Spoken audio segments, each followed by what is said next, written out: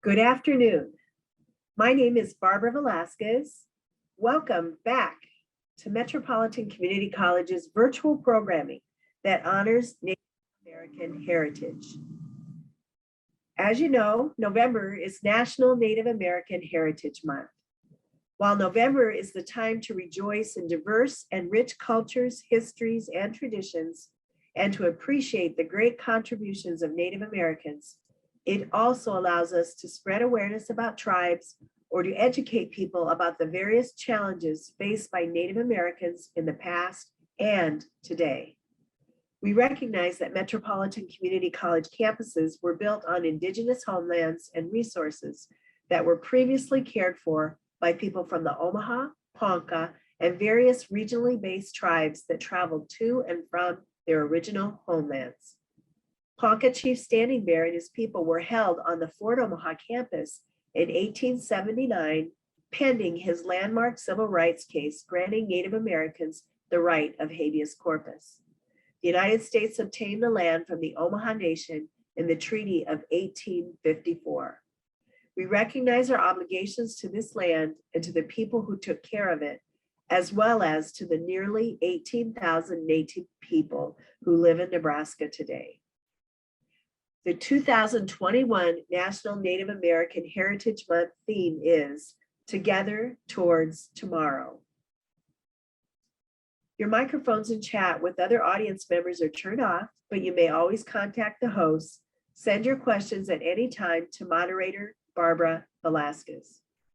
Please watch the chat for a link to the online evaluation. With a degree in education from the University of Nebraska-Lincoln and being an Omahan woman and practitioner of traditional healing, Renee Sans Souci combines her life experiences with a learning process that helps learners to engage in their own cultural identities and languages.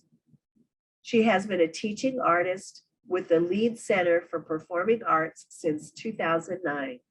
She has presented at numerous conferences and workshops on various topics related to hashtag MMIW2GS, Native Science, History of Indian Education, Native Languages, Poetry, and Sustainability.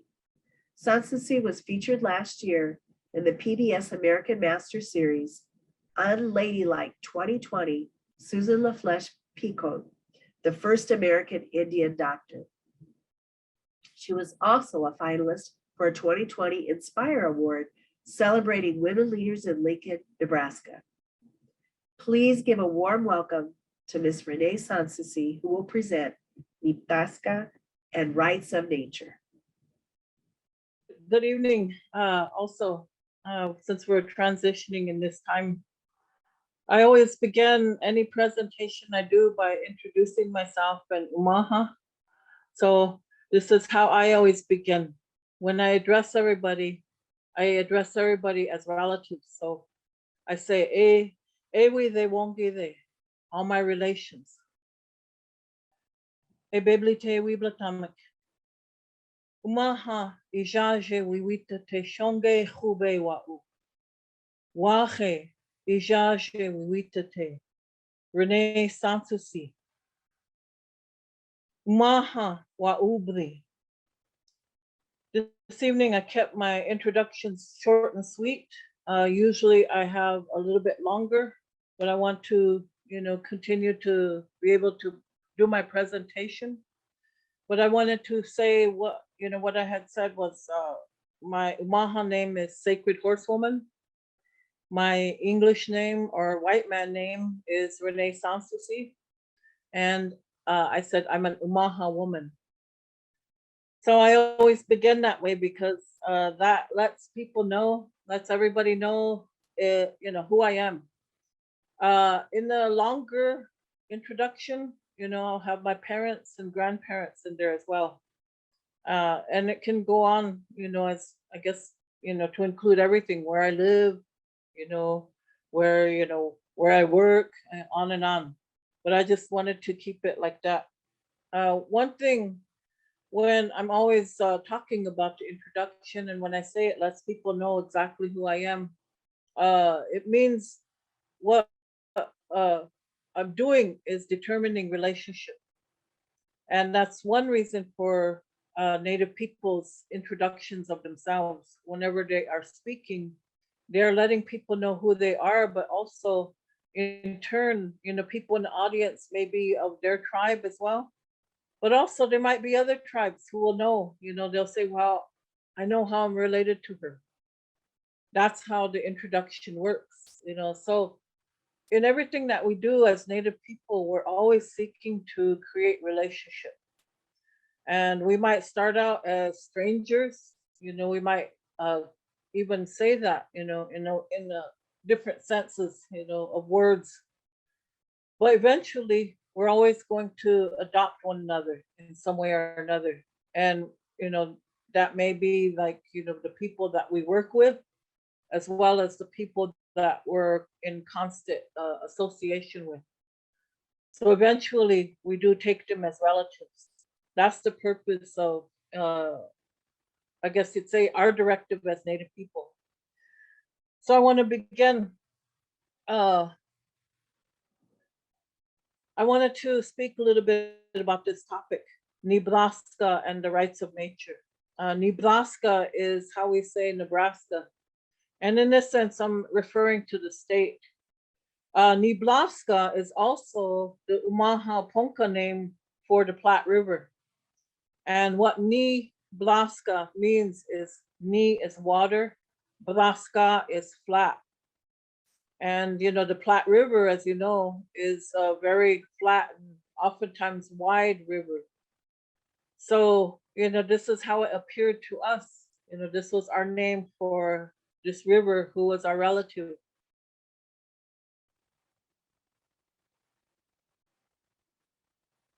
And go to the next slide. So here's a definition of the rights of nature. This is on the rights of nature movement. So as you see, rights of nature is a global movement to protect nature, rivers, mountains, and entire ecosystems and the life forms supported within them by recognizing its legal rights. But what I also want to emphasize is that this is a battle for indigenous people throughout the world. Ecuador was one of the first places that had recognized rights of nature, and they done so in their constitution in 2008. And what they had done was to establish the rights of nature so that they could protect their land and rivers and all that's there in nature, in their country. So rights are typically given to actors who can claim them uh, humans, but they have expanded, especially in recent years, to non-human entities, such as corporations, animals, and the natural environment. We see that here with corporations being recognized as human beings, so therefore they have rights like human beings. And, so when that happens, what does that mean? They're now going to act as a human being and therefore, enact, different, I would say, violence against nature. The notion that nature has rights is a huge conceptual advance in protecting the earth. Prior to this framework, an environmental lawsuit could only be filed if a personal human injury was proven in connection to the environment. This can be quite difficult. So when we're trying to prove that, such as a place like a river has rights, then we're looking at establishing laws to protect that river. Nebraska does not have a rights of nature movement to protect our rivers and waterways at this time. This is why now I'm speaking about it, because I wish to help people to understand what this means. As environmentalists, as educators, as water protectors and so forth, This is something that we should consider, seriously consider, and begin this process. So as you see in this quotation, it's about developing a framework. So turning the existing property rights-based paradigm upside down and offering a powerful basis and strategy to conserve lands and communities. They also offer a radically different worldview, which is the right of nature to exist, persist, flourish, and evolve. Now, as a Native person, when I consider this, I'm like, why, why is this such an issue? Why, as a Native person, this is how I've been taught to interact with the natural world. What happened over the years to us, of course, is that process of dehumanization, as well as a disconnection from our natural world when we were separated from the land. As caretakers of our lands, here in Nebraska, this was our whole purpose was to care for everything that was here before us. So next slide, please. So rights of nature and what this means. It's the recognition and honoring that nature has rights. So the trees, mountains, rivers, oceans, etc. The examples that are existing are the New Zealand Wanganui River that was granted personhood. The Yurok tribe also has, they worked hard because, if you're familiar with the Yurok tribe and the Klamath River, then you know that they had come, to Nebraska. They came to Omaha. What was it, about 10 years ago or so? In order to protest, what's the billionaire's name again in Omaha? I can't think of his name right now. We're talking about Warren Buffett? Yes, Warren Buffett. So they, the Klamath River, in where the Yurok people are, Warren Buffett and his entire empire, was poisoning that river. This is why the tribe came down here and, to protest, but also to appeal to, Buffett to change policies. So now, since then, they've got, they've had the river receive human rights, as under the rights of nature to be protected. I thought that was very noteworthy to let people know that, this really did happen in Nebraska, in Omaha particularly. So then you also have the Ponca Nation, the Southern Ponca Nation, rights of nature tribal law. And that was started and enacted in 2017. So on Friday, October 20th, 2017, the Ponca tribe of Oklahoma took the historic step of agreeing to add a statute to enact the rights of nature. We are proud to be moving into the future by honoring our original instructions to respect all life on our Mother Earth, said Casey Camp Hornick, a member of the Ponca Tribal Business Council. We would like to thank everyone who has brought information about the rights of nature and those who continue to share ways to bring back respect for the natural laws that have sustained all life for millennia. A special thanks to the movement rights founders, Shannon Biggs and Penny Opal Plant, for all the support they provided over the past few years. Over the years now, since I've been doing a number, I've been all over the place, as if some of you are aware of my work. And I've had the opportunity to work with Casey on different issues, whether that's through marches and so forth. I even brought her up here to Lincoln to do a keynote for the Nebraskans for Peace, the state conference.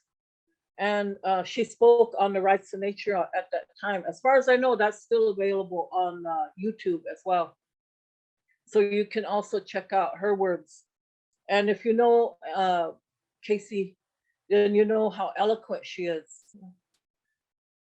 So I've also had the opportunity to meet Shannon Biggs and Penny Opal Plant. The stories I can share are how I became familiar with rights of nature was when I first attended the Bioneers Conference out in San Rafael, California. And I was sent out there through Heather Henson's company, the Ibex Puppetry Company, and I consult with Heather on different projects. So in the story is like in 2016, I was like on the bus picking up my kids, and I got this call, while I was sitting on the bus, and here's Heather saying to me, Renee, would you be interested in attending the Bioneers Conference? And so I was like, sure, not thinking about, what she was asking. And she said, okay, can you make a decision like within 10 minutes? And I was like, okay. And so, I have this happen quite often with Heather. She'll, drop that on me. Like, I just never know what she's going to say. She'll give me like, 10 minutes like that to make up my mind if I'm going to go across the country for a workshop. So I did go, and believe me, I was on the plane within 2 hours after that call, flew out to San Rafael, and then I had the chance to attend the indigeneity conference that was at Bioneers. And indigeneity is a program that is under Bioneers, but it's all about the indigenous environmental efforts that all these environmentalists are making throughout the world. So, so in that story is when I first was introduced to rights of nature. I attended the indigeneity workshop that first day, and I had the opportunity to listen to some wonderful panelists. One of them was his name was Maui Solomon. And it was through him that I learned further by listening to him and being able to sit down with him. Then I learned more about how his people, his tribe there down in New Zealand had also enacted a rights of nature law. And he's an attorney there. The Moriori people, I'm trying to say it correctly. He's an elder there, but also he's an educator, and he's done so much. And so I followed his story closely, and I got his permission. Like last night, I was like, I'm making my presentation today. Can you give me some information? So I was asking him at the last minute, and he was really kind-hearted. Like, he said, yes, here, take a look at this. So next slide, please. So as you see, what he shared with me was about the guiding principles on rights of nature that they have in their laws, which is what they also have, he said they just started to work on this just recently. So this is something very recent. That nature has rights is an important founding principle for building co-management agreements and relationship instruments. So that nature, ecosystems, ecological processes, life cycles has its own mana and a right to exist, persist, rest, recuperate, regenerate, and build resilience. So what he was sharing with me was about the trees that they have there. And on their island, these trees are sacred. And what they do is the Moriori people they select these trees and they carve, their traditional symbols upon the trees.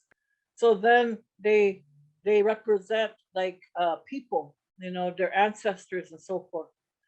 So I thought, that is something that, I definitely wanted to share here in this presentation, that this is one of the concepts behind, why we are, exploring rights of nature.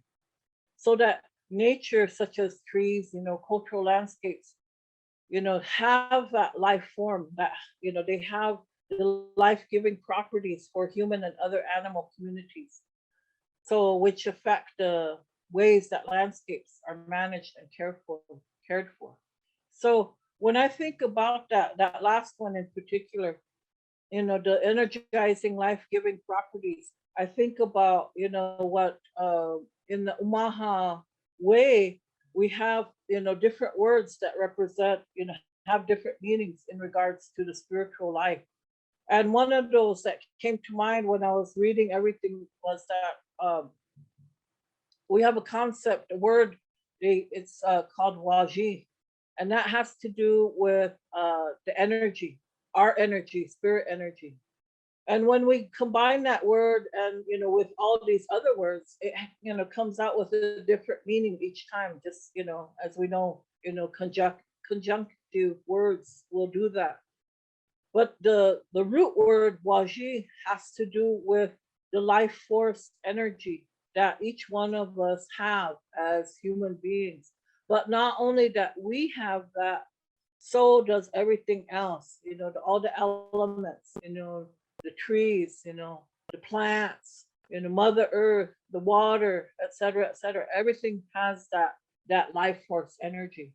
And in fact, I always make note too that when George Lucas was creating Star Wars, one of the people that he consulted was an Omaha. I don't know the person's name, but somewhere out there, wherever they cross paths, this is where they were exploring those concepts of Waji, which was, which led him to develop the Force, right? So I always say, hey, where did our royalties go? So, next slide, please. I have to throw something in there, make myself laugh. Uh, Here in Nebraska, so we know as tribal peoples that we once had a stable ecological environment in our territories, in our traditional territories. This is what allowed us as Native people to live in balance.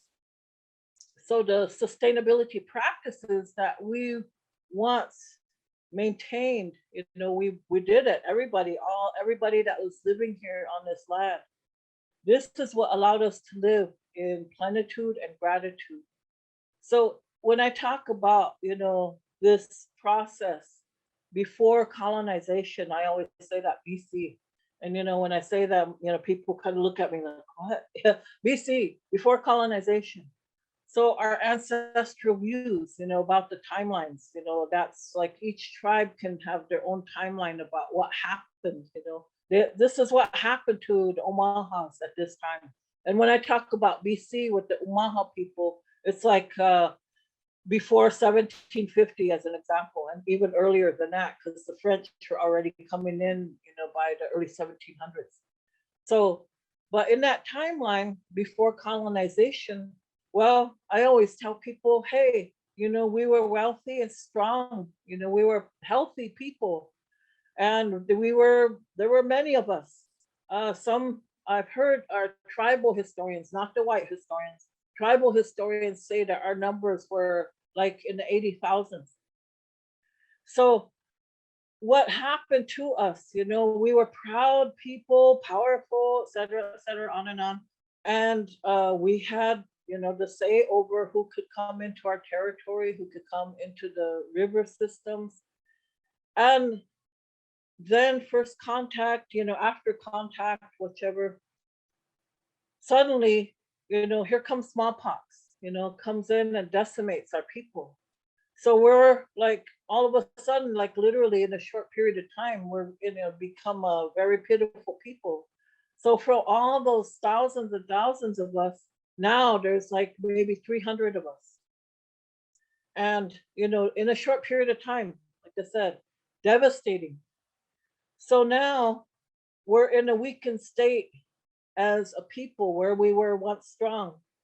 And here's the United States government looking at us, and they're just like, like this, like, now we can enact, we can do this.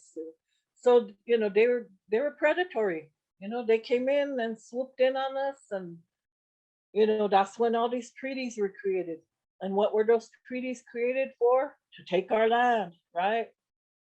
So I always tell people, when you look at your treaties as a tribe, tribal people, really look them over good, and then you realize that what was happening to us, in regards to the United States government, each one of us, each of our tribes, we all should have had attorneys, a whole room full of attorneys sitting there when we were developing those treaties, because our rights were not recognized in the way that they should have been. If we were going to look at it, I guess you'd say from a capitalistic point of view, like how we think now, and we can't disregard that because we all think capitalistically now. If we had thought that way, when we were signing these treaties, those attorneys would have made sure that we had royalties, we had patents, and all of these contracts, subcontracts, everything you could think of would have been in all of those clauses, right? So that everything should have been covered. For me, I always think, we should be the wealthiest people here in Nebraska. There should be no excuse for our people to be impoverished. And it doesn't matter what the government or anyone else says when they try to gaslight us and say it's our fault. I don't believe that. I'm like, no, we had very little choice at the time, but also we truly did not know. Because we didn't think that way in a capitalistic sense. So, they swindled us. Now, so going through this, what happened in that swindling? Now our traditional land bases were diminished. No longer were we a healthy, wealthy people, that were strong. Now we became wards of the federal government, and we were placed on, we were contained on our reservations, right? So our territories were, overnight, like, we no longer had access to our land. Therefore, we could not sustain ourselves in the way that we did before. So that was the first injuries. And then, of course, then it went toward all, everything else, the assimilation period that began with the federal Indian policies, and taking our children away, and then, sending them off to boarding schools. So then to break down our family units, because we had really, strong family units back then, and our languages and spirituality also, everything that was done to us was done deliberately to destabilize us, This is very common to do, and they've done this not only in the United States, but other people who follow them have also utilized these methods to destabilize countries and people all throughout the world. So here we are, our sustainability practices no longer being maintained, and now there was a disruption that happened in our process, in our natural education process. Everything was being dismantled. Now we suffer disconnection, and we were disoriented as a people. Next slide, please. Thank you. So you see, we see, me, and when I look at it, okay, I understand what happened to us. I understand what, was taken from us. Now what do we do? And many of us that have lived in our communities and live in, the urban areas as well, we're always focused on healing and well-being. So now, I have pictures here, but what it takes, I want to make known what it takes in this present time. Many of us are engaged in the restoration of our traditional healing practices. Many of us are engaged in reconnecting to Mother Earth in any way possible. And we are re-engaging with our languages as much as we can. And in a lot of ways, we're just pitiful too. I always say that, but there's always hope. I still maintain hope for, work with the languages. And we're all busy reactivating our sustainability practices. So you see in this photo on the right uh, of this woman holding that feather, and this is from the Mi'kmaq Nation, Mi'kmaqs out of Nova Scotia. She was standing up for their rights, of nature, the water, everything that was happening within her tribal community. And it shows her as she's holding her feather and what she's up against. And it shows all the RCMP. This became an iconic photo, in the last decade. And when I first saw it, it struck me. I was like, wow, that's exactly what we're dealing with in this present time. And we've always been dealing with. Because as we know, most times we are, as Native people, we understand what it means to live in balance and harmony. And we know what it's like to lose that. And we're fighting, we're battling to, bring that back, to restore all of these ways so that we can help restore balance and harmony back to Mother Earth. So indigenizing the future, what that looks like in this work again is where we talk about the prophecies, and there's so many prophecies out there, but one, is the 7th generation prophecy that the Lakota hold. And there's also the 8 fires or the 7 fires prophecy of the Anishinaabe people, as well as the Hopi prophecies. And then there's other prophecies like from the people that from the South, our Southern relatives, which they call the eagle and the condor, prophecy of the eagle and the condor. All of these prophecies have to do with this time that we're living in. And so what it does is it helps us to think about the ways that we want to become involved. So you see also, in this work is the work of, protecting water and Mother Earth, so the work of the water protectors, as they say.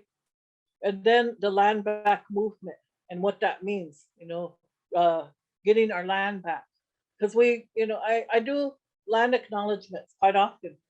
But when I do them, when I'm done with the land acknowledgement, I will talk about land back. And I will say, it's good to have, that acknowledgement about whose land you're in, etc., whose territory.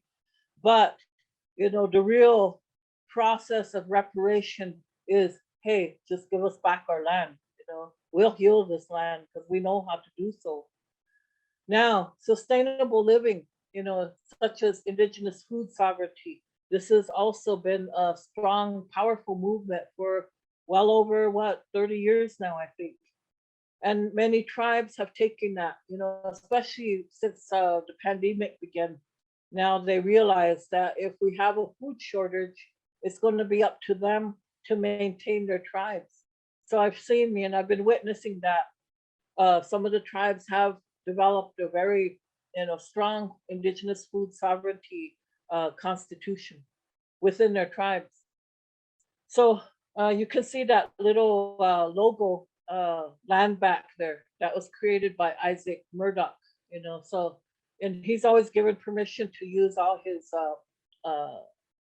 his doodles, as he calls them. So I'm using them as I go along.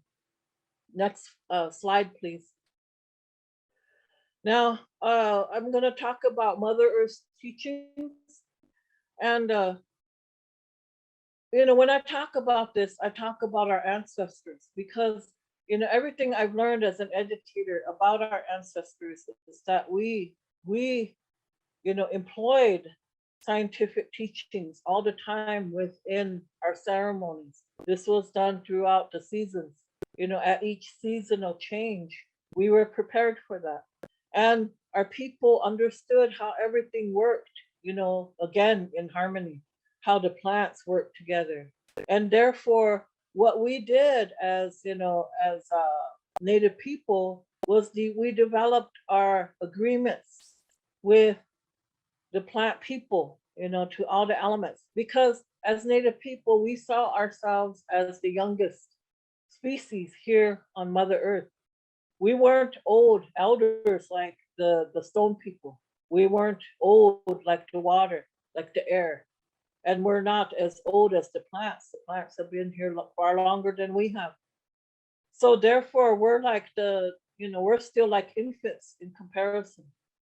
So as human beings, now what we would do, our practices, uh, were in such a way that we made these agreements, and we made these offerings all the time. We didn't just go out and harvest or go and get our food, and everything was done ceremonially. So what we were constantly doing was asking permission. We were gaining permission from everything around us to be able to take, a life, whether that was the plant life or an animal life. But in turn, we made those offerings and begged, for that, permission to do so, and also for forgiveness. And in turn, what we also did was we would have Thanksgiving.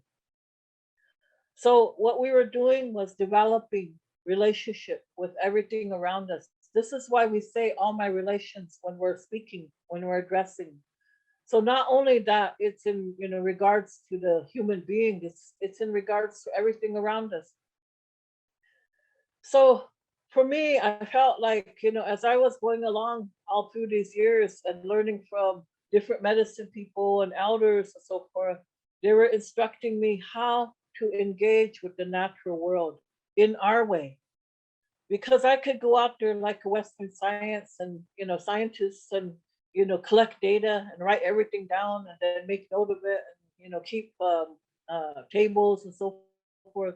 But for a native person, that data, those tables are meaningless if you do not have that actual relationship. So that's what I was learning to do. And it's still something I engage in constantly. Even living here in the urban area, I regard that. As soon as I step off this door, I'm no longer like in my, I guess you'd say, in my house, or I'm now in, the world's, this isn't my place. And I will put my tobacco out and say, I'm going about today, please watch over me because I don't know what I'm going to encounter. So when I'm doing this, but the process that I'm engaging in is one that, this was how Native people we interacted each day in that way. So what we're doing now, by engaging, we're looking at our origin stories, and this is where the storytellers come in.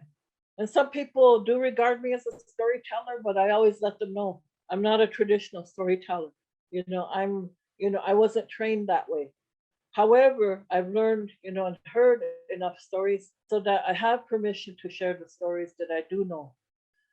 And as well as, learning songs and learning to dance, and then learning the symbols. So the symbols that I'm talking about are mnemonic symbols, and I won't go into that too much.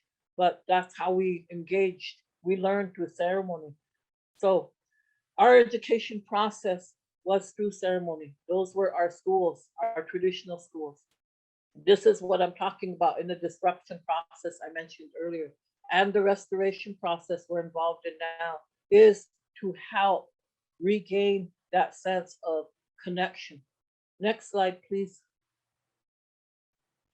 Now, in my talk, I wanted to make mention of this philosophy. As I was learning about it myself, I called it Inoha Mojon Ie, language of Mother Earth. And then I said philosophy because that's like, a Western concept. But really what it is our thought process. So you see like here, the Valley Show, well, I can't even read right now. Bedomba, you can't read my own handwriting or my own writing. I have to laugh at myself like that because I'm an instructor and I'm always doing things. So I have to, make note of that when I'm, make my own mistakes. So now what this is about is it's showing the example of how our tribal circle works, the Umaha, Huduga. And I don't consider myself any expert on the clans. For me, I feel like that's not, part of what I'm trying to teach. I'm not teaching about the clans. I'm teaching about the symbol actually of the tribal circle and what that represents. So you can see the circle and with the line, going through it, the center line. And there was a reference that that center line was the path of the sun. So over the years, as I was studying this and researching and then learning about it, because what I would do was I would fast, and in that process of fasting, going out on the hill, as they say, then I would ask questions. How does this work? I'm trying to understand. Can, help me? Ancestors, please help me to understand this. So over those years, then they began to show me how it worked. And then I would make note, like, okay, that's what that means. And that's how that works together. And then I would begin to research other tribal circles. And then I would see similarities. And I'd listen to other tribal elders too. So when I'd engage with other tribal elders, I always made note of how they also talked about their tribal circle. And then I'd come and look at ours and say, oh, wow, that's how that works. So then I could make sense of it. And I was like, okay, the tribal circle that all of us Umahas know isn't a two-dimensional spectrum, I guess you'd say. It's not two-dimensional, it's not flat. It's actually spherical. It's a three-dimensional, and even beyond that, but a three-dimensional force, So we're looking at something. I realize this goes much deeper than just what it looks. It looks very simple, but there's a lot of complexity involved. And as I continued to go forth in understanding what that meant, then I was getting into science concepts, as such as electromagnetism. And I was like, oh my goodness, now I'm really going further. But what it did was it allowed me to create methods of teaching. So when I use this, mojo, iye, now I use it when I teach children, especially to help them to understand how they can connect to Mother Earth and how they can understand it. So I can teach that way to help them to understand their place in the world. Because as we can see, there's a center dot here in the middle. That represents people or human beings. We as human beings, we can never be lost if we understand that we're always standing at the center, right? So it does not matter where we're at on Earth, as long as we know what's around us, which is, of course, the four directions, and of course, the sky and the earth. We will always know where we're at. I always say that we can never be lost, So then I went into the Baheduba Nita, the four hills of life, and talking about that model in a sense of how it could be understood, because the applicability of that is, our life way again as individuals. That first hill being, the infancy, that second hill being, and you're going from you see the Shingajinga Bahe.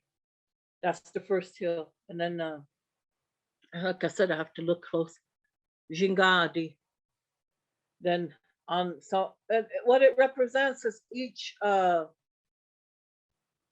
our milestones, each of our life ways in our lifetime.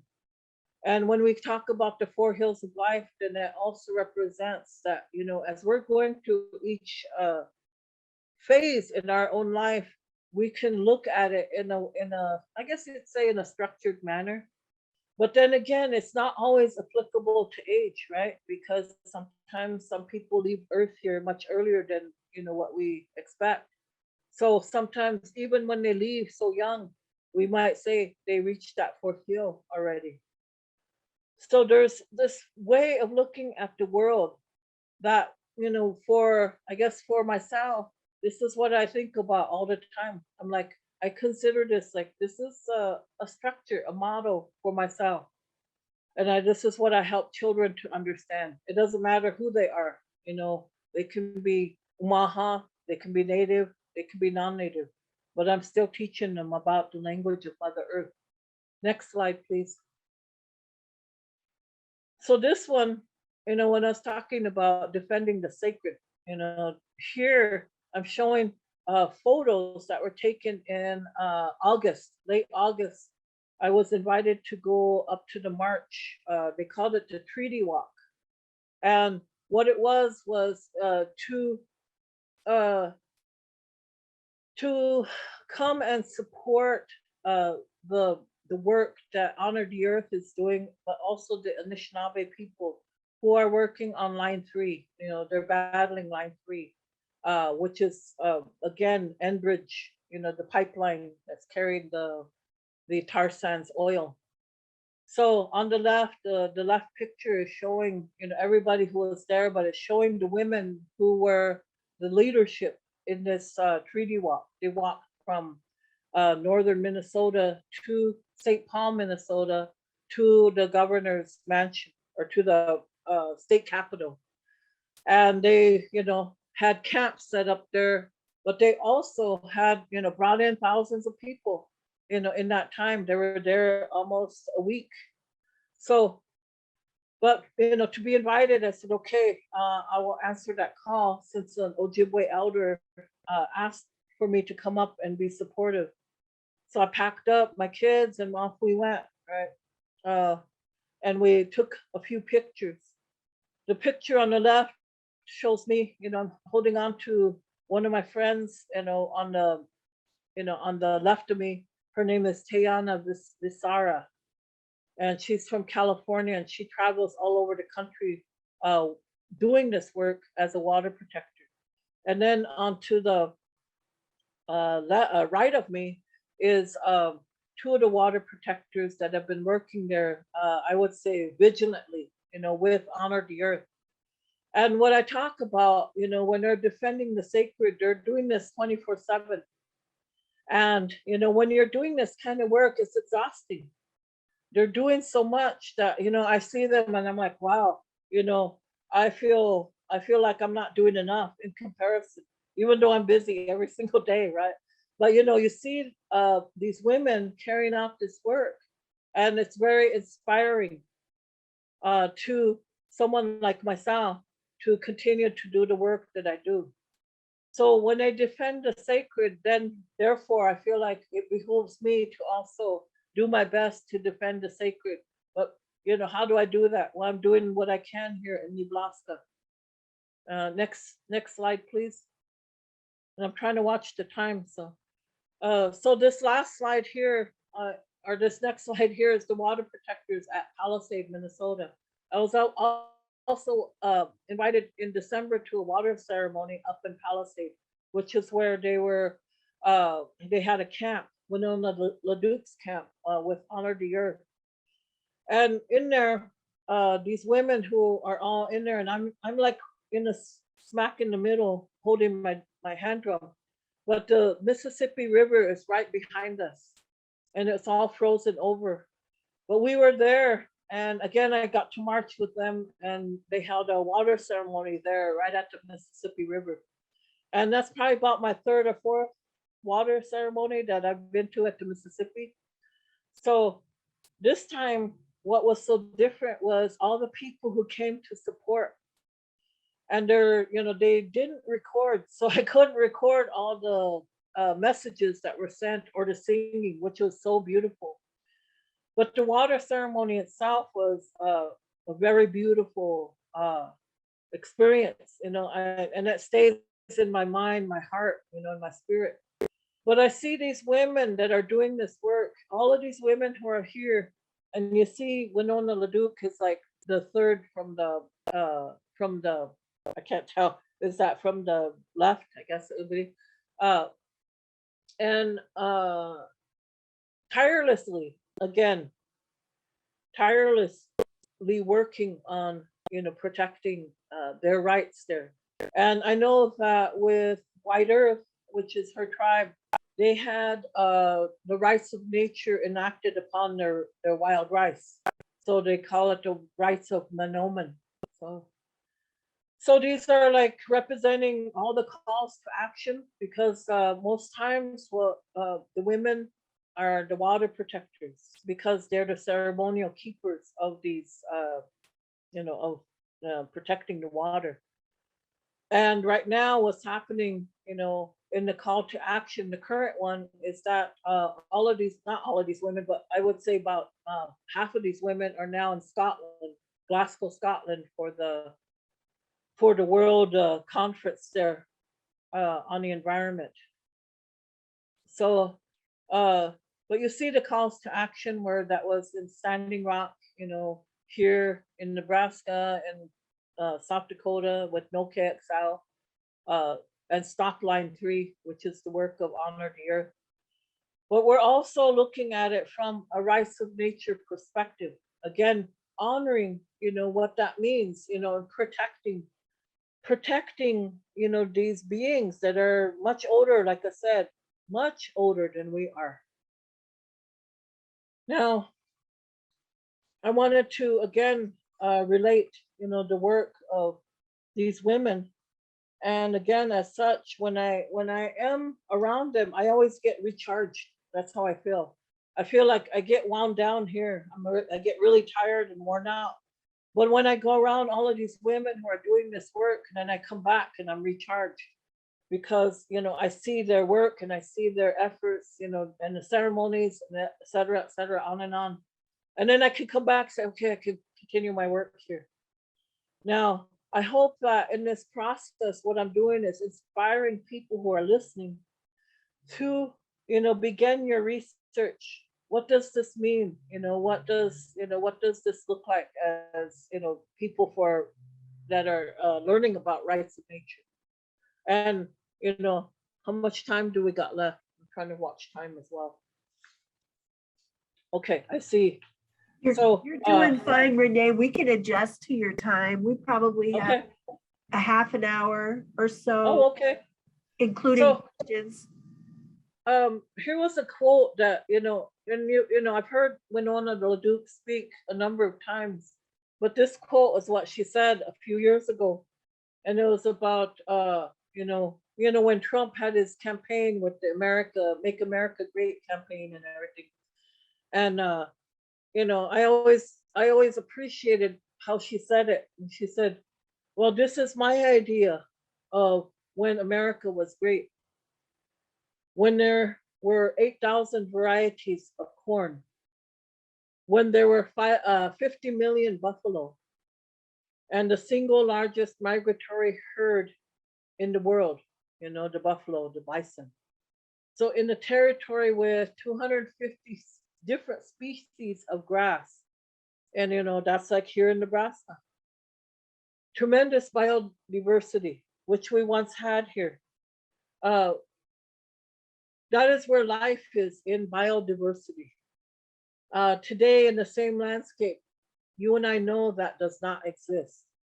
So that was her quote. And, I keep that in mind because, what we're seeing, with the collapse, as they call it, of our ecological system, we're looking at devastation beyond anything that we've ever experienced, in regards to water, water scarcity. And you see these corporations buying up water rights.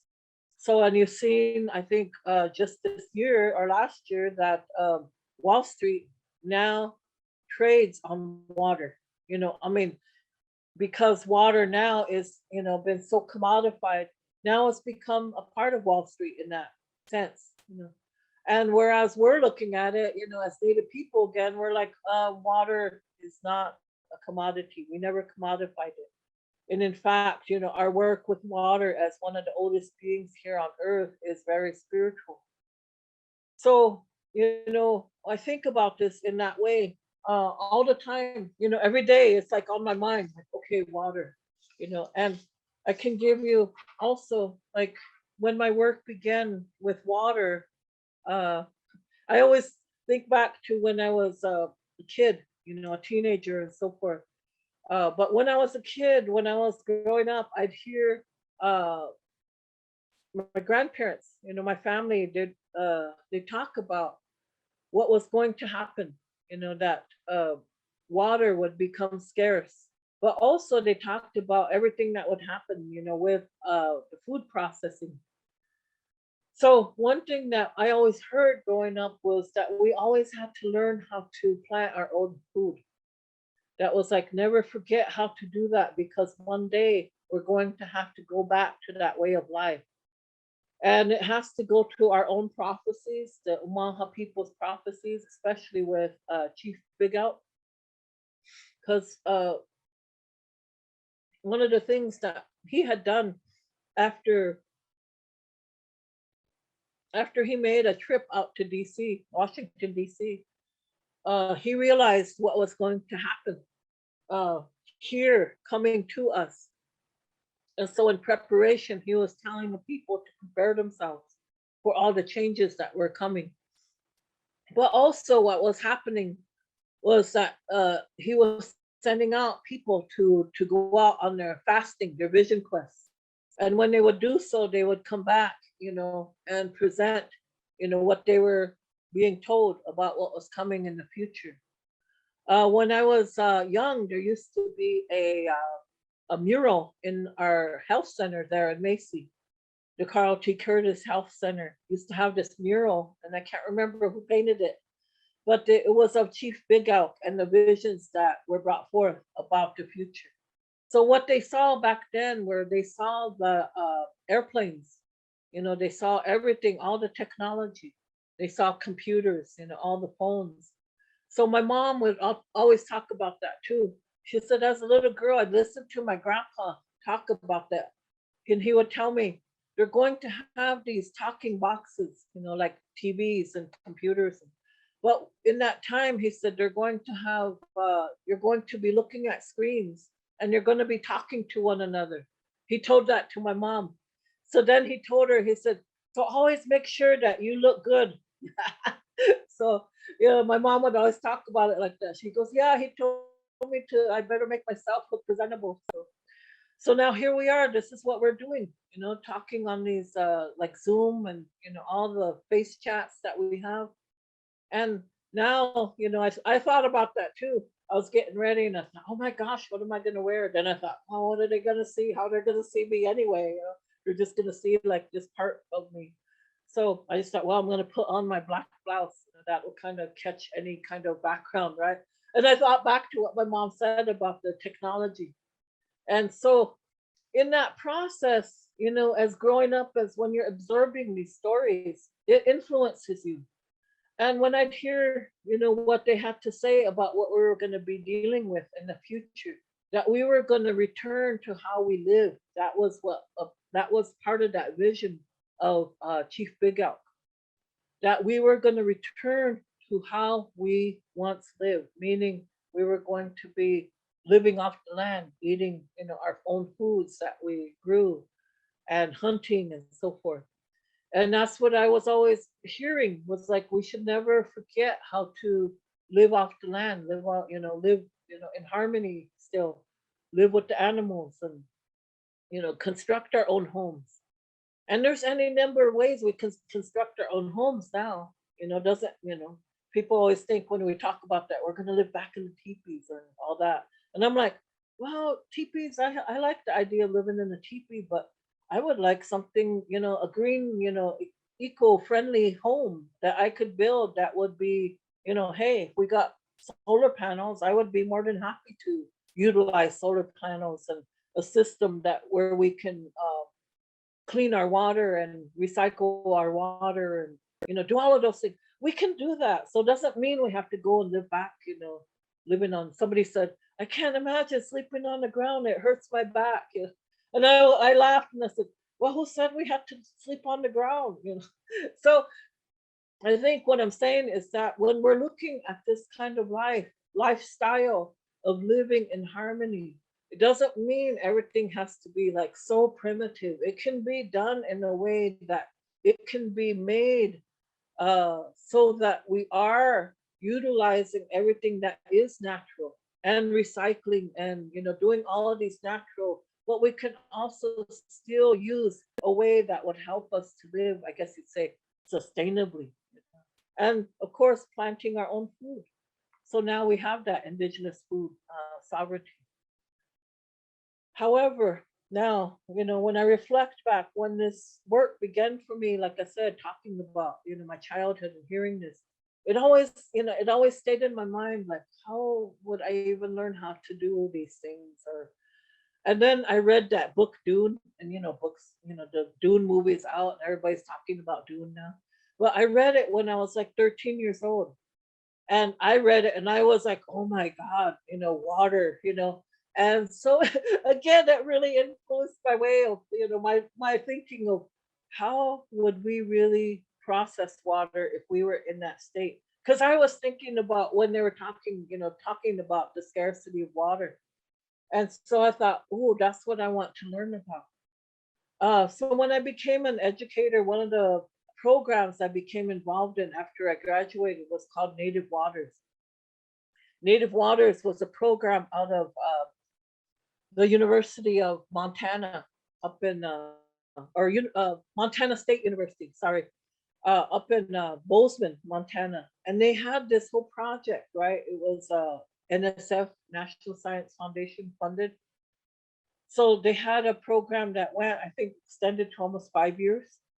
But in that time that I was recruited and I became a part of the training, we were traveling back and forth, all of us educators from wherever we lived, our tribes and so forth, our reservations.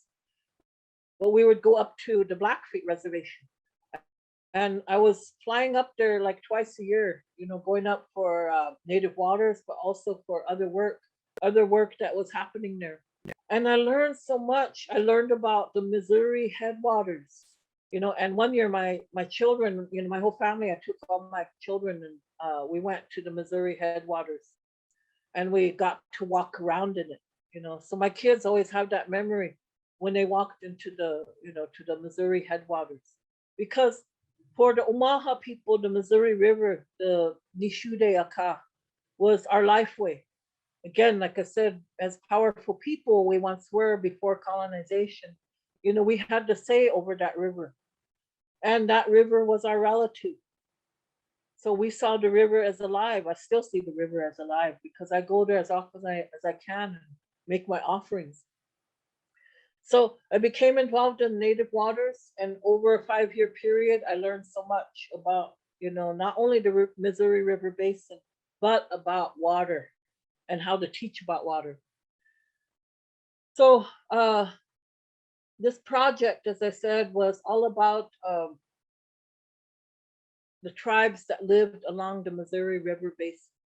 So I learned a lot about the other tribes, and I learned how the Missouri River watershed supplies so much of the water for the entire country. And we had developed at that time a water educator's guide. And I don't know what happened to my copy, but I know it's no longer available. So somewhere I know there's a copy, somewhere here in Nebraska. Uh, this process of learning for me is what also continued to influence my work over the years, because after that I would continue to teach about native, about waters, native science, and so forth in different presentations. So this was like something I've been doing for the last 20 years. Only as I went further, then my work went into a spiritual realm as well. I went to learn about the medicine lodge from my Ojibwe relatives. And in that process of learning about the medicine lodge, this is where I met a number of the water protectors now, who also carry out this work. The reason why I had done that was, I awoke, I had some kind of spiritual awakening. That's what I talk about. But I woke up and I realized that I wanted to understand my grandmother's way of life. And she was a member of our medicine lodge, which was called the Omaha Shell Society. And I knew there was a connection in there because I was, having all these experiences, which were at the time to be quite extraordinary. This was the period of 2006 to 2007. And it led me to Minnesota. And in that time period that I was seeking this, the spirituality, the teachings and so forth, I was leaving my community. And so I was facing all kinds of barriers at the time because, well, I was, a number of things were happening to me on a personal level, but my family didn't understand what was happening to me at all. They were like, "What are you doing? What's going on?" They thought I was losing my mind, right? So, so here I was, like trying to explain to everybody, no, it's not what you think. This is like I'm receiving a spiritual calling. I'm going to follow it. So I wound up living in Minnesota for a year, and I made connection to the Ojibwe people, Anishinaabe people, these women that I met, and I made connection to the medicine lodge.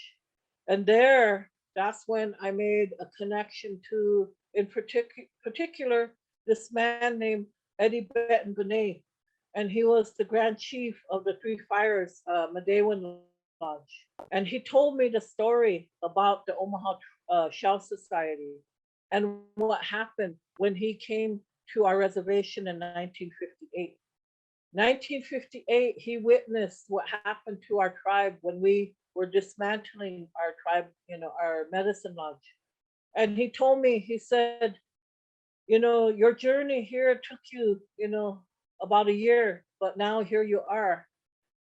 He goes, I want you to know that, your grandmothers cried for this way of life. They did not want to put this away. He goes, they cried. He goes, that's what he witnessed when he was there at that meeting between, his people and the Omaha Shell Society. He said, your grandmothers must have wanted this way of life back very badly to send you here to us to learn, to relearn. For me, that was like, I guess you'd say after a year of upheaval, that was like the answer that I had sought. And it brought me so much, understanding that in the process of learning, over 7 years and, continuing to learn, I did get initiated into the medicine lodge, and I did begin this process of learning how to connect back to Mother Earth, but also to holding water ceremonies. This is something that I still, like I said, I think about this every single day. This is my life. And I employ these when I'm called upon to pray. So the connections that I'm talking about, in this presentation aren't just something that, I just thought I'm suddenly going to start, teaching about this. No, this is something that's been ongoing for me for, like I said, well over 20 years now. And I'm sharing the story of how it came about. But being able to meet all of these people, especially all of these women, and I regard them as very powerful women, because they've taken that time to learn, and they're engaged in protecting their communities and their waterways, to the point, like, like the picture that I had shown about the women, the lone woman sitting in front of the RCMP. It's like that's the feeling that it gives us when we carry out this work. So, for me to be able to present today and to share, what I have learned in a way that will help people to understand that each one of us, we have that responsibility to bear, but it's up to us to pick up that work. And how you do that as an educator or scientist or however you see yourselves is something that you can determine. But it's a time for you now to begin that process of educating yourselves. So, I hope, that through this presentation, it can help everybody to see that, we're in a time of crises right now. And we know that, we know that, that in this time, we can see that complete collapse if we're not, careful, and if we're not taking that time to do something. I honestly feel we can reverse so much of what's happening to climate change. A lot of that, I was reading about that with one article, of course, written by Western uh, scientists about the restoration of, the prairie grass. So, Nebraska was filled with prairie grasses, right? All those strains, everything that was here. And what that did was it held everything in place, including the water. everything was then, naturally recycled, and the water was cleansed, and, it made everything possible. And then you had all the buffalo, like that 50 million that Winona LaDuke was talking about. All the buffalo that ran over this land and maintained the ecosystem. And people don't even think about that, what the buffalo were capable of doing. Everything they did, it had a process to it. So even their wallows, when they were, rolling around in the ground and then making those buffalo wallows, that created more, all of these waterways that were there for all the animals and for the plants. So everything was in relationship to one another at one time before colonization. And now Western scientists are saying that in order to reverse climate change, and greenhouse gases, we need to restore prairie grass and the buffalo. And what am I doing? Big, big face palm. Like, of course, we've known that. What? Oh, what have you done? So, the work, I'm talking about is extensive. And I see a lot of the, I guess you'd say, conservation agencies are really working on this in a number of ways. But we're up against, what do you call that? Big agriculture, and the beef industry, of course, because it's all about money, right? So, all the corn that's grown here in Nebraska, do any of us eat it? No. I mean, most of it is imported, and it's not even for human consumption. So then you have that corn, the GMO corn that's being grown here, which is again destroying the ecosystem. And then you have all the cattle that's being, that's creating all the greenhouse gases. And of course, again, like I said, the beef industry is not, they're going to put up a fight.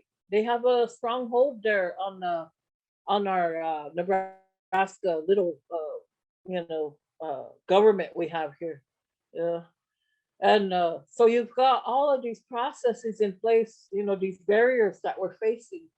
But yet we know that buffalo is the healthiest meat that we could eat on this earth, bison, in addition to our indigenous foods.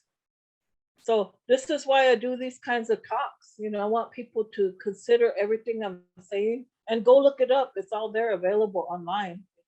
So I'm not making things up. I always let people know I'm not sitting here like, messing around and just making up stories. No, I don't do that. Sorry.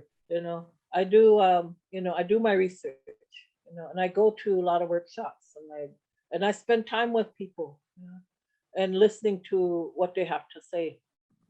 So I take that seriously, that responsibility. So this is where I'll stop right now. Shay, no. Okay. I said enough, I think.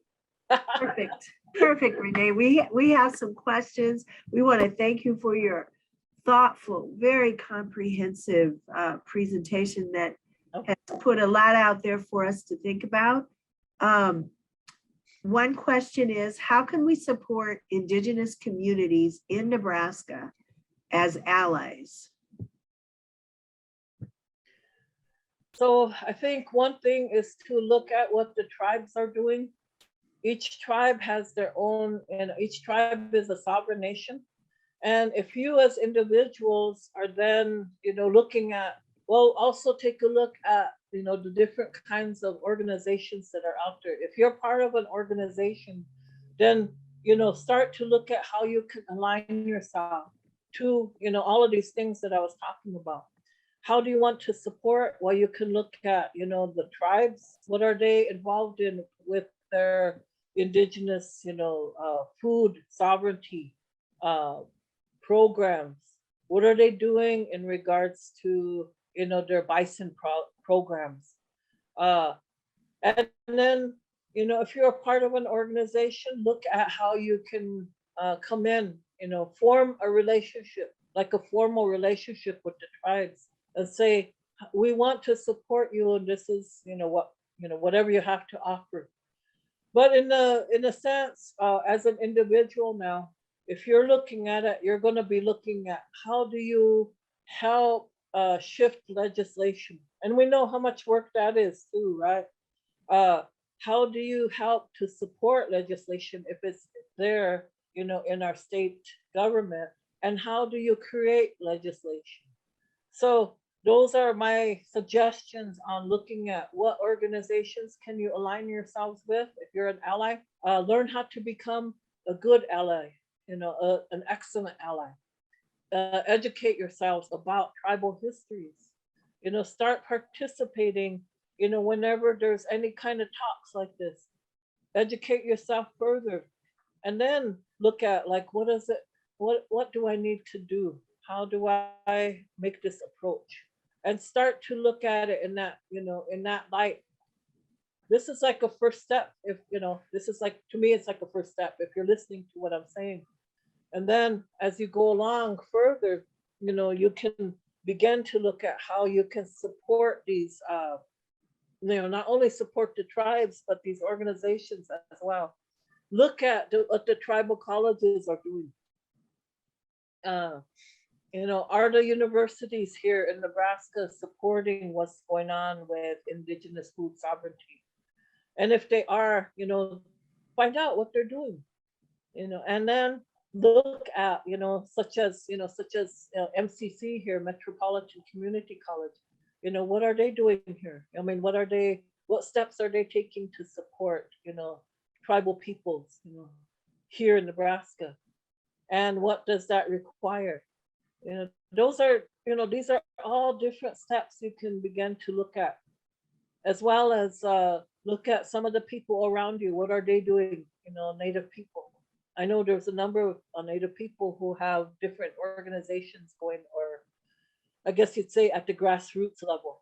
You can also take a look at what they're doing in that regard, because there's a lot of community work going on that might not be, I guess you'd say,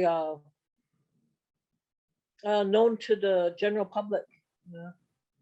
And when we're grassroots, sometimes we don't often get that kind of support. So make it known. Start attending. Support if there's a rally, there's a march going on. Find out what's happening. Pay attention, I guess. So I hope that helps. Thank you. Thank you. During the presentation, you spoke of going back to the earth to get your own food, right? Rather than going down to McDonald's or the grocery store or whatever. And some of us had the nice opportunity to be at the National Indian Education Association conference recently in Omaha.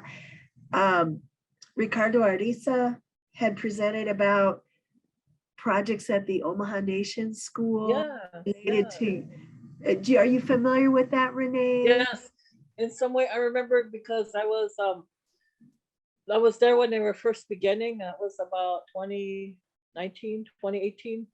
And it's so good to see where they're at now and what they're doing.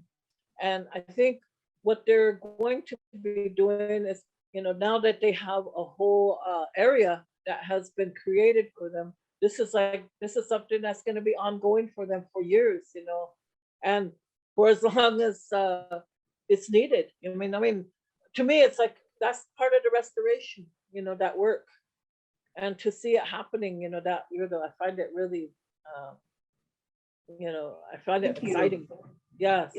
I wanted to ask you if that's where you're leading towards, like, what we need to do, because for people as old as I am, it's hard to imagine that kids don't know where food comes from, but we hear it all the time because they have seen it growing, right? So maybe that's another way too, just like what you said, you can create an indigenous community garden there, like right there on your campus somewhere, and create something so that you can have that engagement with the youth, with the community and so forth. I always recommend that too. So thank you for, bringing that up, because that is exactly what, needs to happen. Excellent, excellent. Okay, another question. As a wildlife educator in the environmental education field in Nebraska, how can we increase perspectives and voices when speaking to nature connection or working to increase ecological literacy? Let's see, one way to do that is to bring in indigenous speakers, to create your network and to begin a series.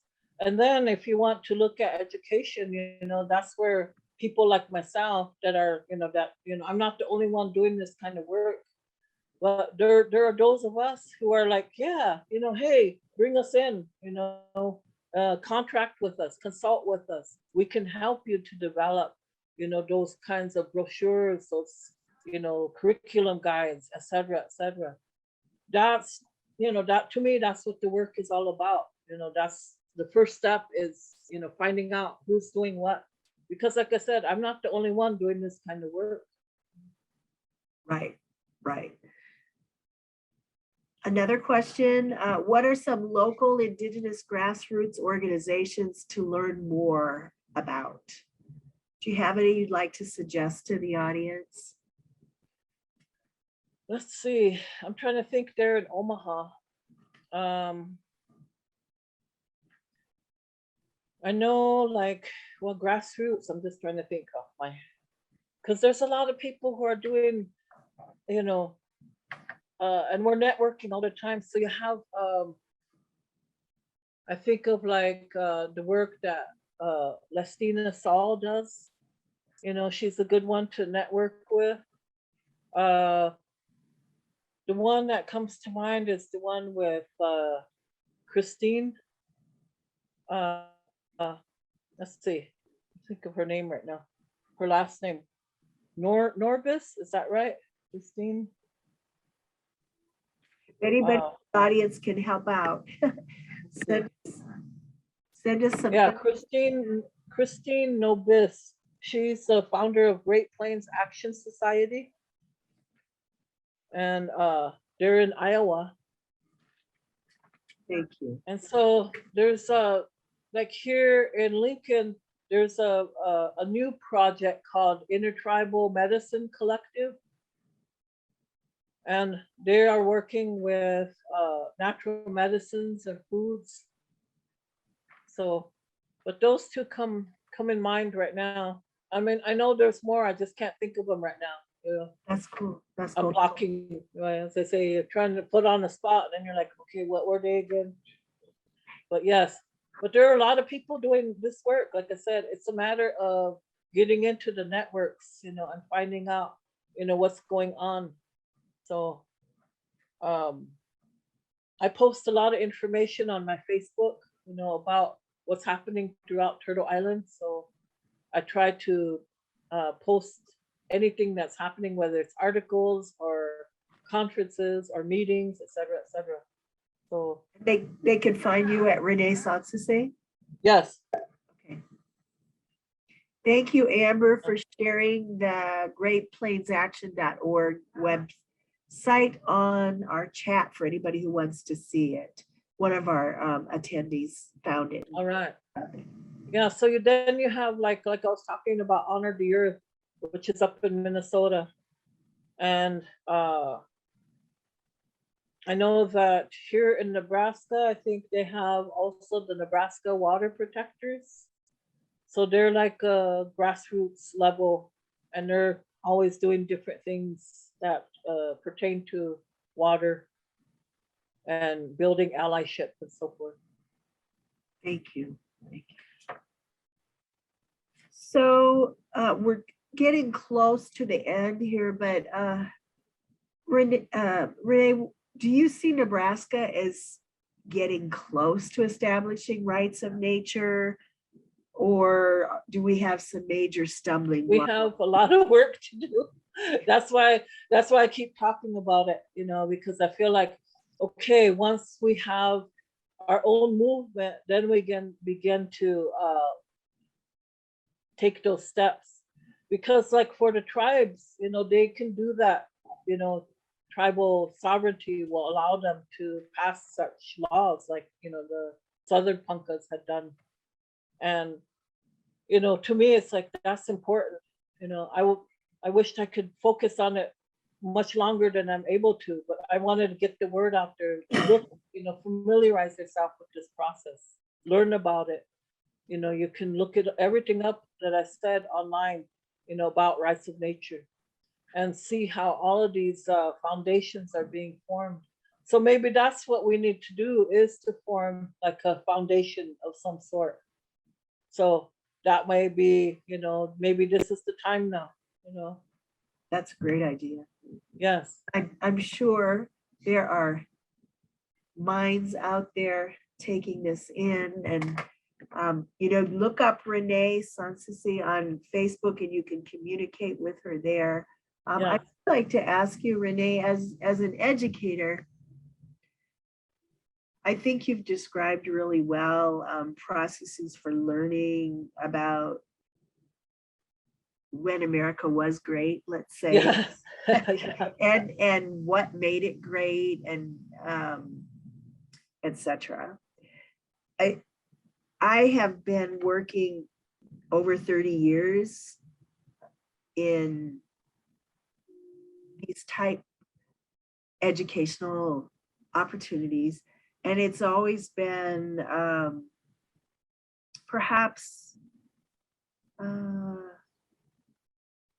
frustrating to me that a lot of learners want to learn immediately. Yes. So as an educator, I want to ask you if if you can help explain to people that that's probably just not going to happen immediately. Yes. I heard you say get out and see people, get connected. Yes. You're not going to just find somebody who says, okay, sit down in 30 minutes, I'm going to tell all of it. Yes, right. I do talk about this, what you're just talking about. And it's like oftentimes when I'm working with people, I let them know it is a learning process that can take you years. So for me, what it's about is, to understand the responsibilities that I was outlining. It takes commitment, and when you commit yourself to this way of life, it's a lifelong commitment. And what I've learned is that, no, it's not going to happen, just through one presentation, and I can give you everything like, this presentation outline. But yeah, everything that I learned, I had to commit to learning. And it wasn't something I could just sit down with somebody and learn, within 5 minutes or something. Because for how we understand it as Native people, the Western way is like, immediate results, right? And what do you call that? Immediate solutions. And whereas we're like, we've had to learn to be patient as Native people, because we've seen how everything has been done to us. Now, in committing to the restoration and to healing, we know it's just going to take just as long. And for me, it was like, it was very humbling to be told in ceremony that all the work that I'm carrying out, I won't see the full results in my lifetime. That's what I was told. And for me, I was like, oh, because it's like that, that's what we're conditioned to believe, that we're supposed to have immediate results or immediate learning. And it doesn't work that way. A lot of times we have to take that time to learn, commit to it. And then because we've learned something, we also have to sacrifice for it. So meaning that we have to give back, give back to the people, or give back, to Mother Earth in some way or another. That's where our Thanksgivings come in, right? So it's a process, the learning, you ask a question, you may get an answer that might take you years before you get the answer. And that's what I had to learn through fasting. I'd ask a question of the ancestors, but the ancestors will answer in their own time. And when I'd get the answer, I would be like, oh, there it is. When did I ask? Oh, yes. Okay, that's the answer I asked, or, that I'm receiving now. It took longer than I had thought, but it did come. But those kinds of results, we have to have patience. And even as we see things happening around us, like I said, we know that we're in crises, but we still have to be able to have that patience to sit down, actually sit down with an elder, or, somebody that has, the kind of knowledge that we're seeking. And we have to go and make an offering to them, and I say that to people, You make your offerings, take tobacco, take food, take a gift to any elder that you're seeing, for information. And then you do that when you're taking, doing the same thing as seeking help from the world, from the plants. I don't come empty-handed when I go harvesting. I'm making my offerings too. So it's a process. I appreciate that. Thank you so much. The call is out there to our audience. Yes. Not going to see the end of this. She needs people to join her. I know there's people out there who want to be a part of restoration. Yes. And but don't expect it to come immediate. Don't expect immediate acceptance into circles. Yeah. Sit back and listen, respect, and you make yourself worthy of being a part of this. Yes. So that's part of the work. If I had to show that I was capable of being responsible and showing that I was worthy, then everybody else has to follow the same process. That's what I let people know. Take that time. Well, Renee, we are coming to, we've had you talking for so long. We thank you very much for all the energy that you gave us. I want to thank you for sharing your experiences and knowledge, your generosity of time, sincerity, your laughter. It was all so appreciated. Oh, you're welcome. Your experience as an educator is evident, and I think we all understand the rights of nature so much better now. And I think we can see how it was a part of our home state in ways that we didn't understand before. Yes. To our audience, thank you for giving us your time. It's toward the end of the day. I appreciate your ability to consume this topic for the betterment of our state and our world. And I hope that you will keep coming back to learn and share about more important topics. Thank you, Brian, for putting up the evaluation slide. You also have that address in your chat. If you use your email address in your Zoom, I will have it to send you the address in an email following the presentation. Awesome. Thank you, everybody. And then finally, let's see what we have happening tomorrow. We hope you can join us at 10:30 a.m. when we have a presentation on boarding schools in the Genoa Indian School Digital Reconciliation Project by University of Nebraska Omaha professor Susanna Galiga. And that'll be at 10:30 in the morning. Tomorrow, Central Daylight Time. Looking forward to seeing everybody there. And one more big shout out. People can't scream, but you can wave your hands. Thank you so much to Renee.